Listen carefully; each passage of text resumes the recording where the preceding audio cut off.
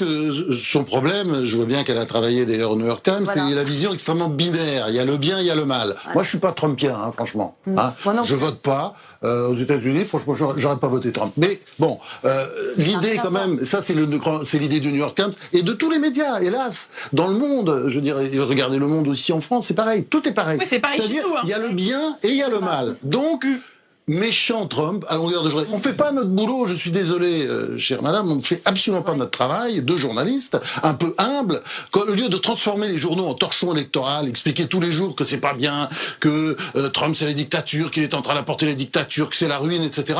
On peut de temps en temps donner la parole aux uns et aux autres. Et on n'a pas fait notre travail, je suis désolé, puisque à lire le New York Times, en tout cas, il était impossible de penser que Trump allait gagner, et qu'en plus, voilà, qu'il était fou, etc., ce qu'on lit tous les jours.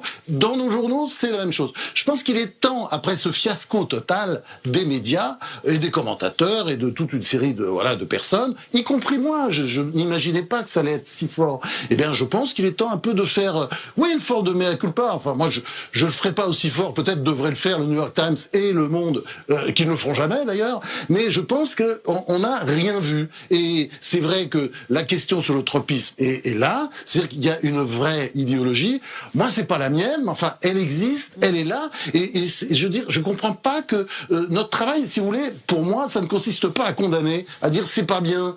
C'est aussi d'essayer de comprendre, de faire parler, qu'est-ce qu'ils veulent, pourquoi ils veulent, et puis aussi de dire les choses, puisque je vois pas en quoi c'est gênant, parce que je vois que ça gêne beaucoup, c'est très peu écrit dans les journaux d'ailleurs, que il a eu un soutien très fort chez les Latinos, qu'il a beaucoup plus de soutien chez les Noirs que la plupart des candidats républicains, c'est-à-dire il y a un phénomène qui dépasse tout et qui en plus, il réussit ce score en ayant tout le monde contre lui, c'est-à-dire le monde de l'argent, les fundraisers, on le voit très bien, ils sont du côté des démocrates, ils ont donné tout le pognon et je vois jusqu'au plus petit sénateur, il a toujours le double du sénateur républicain qui va le battre parce que ils ont quand même bien réussi au niveau des sénatoriales et voilà, moi je pense que c'est un phénomène qui va rester et avec lequel il faut compter au lieu de dire c'est pas bien. Et je crois un des gros problèmes de la presse, vous savez très bien, c'est que à force de juger, de dire c'est pas bien, les gens ne s'intéressent plus à ce qu'on raconte puisque on est incapable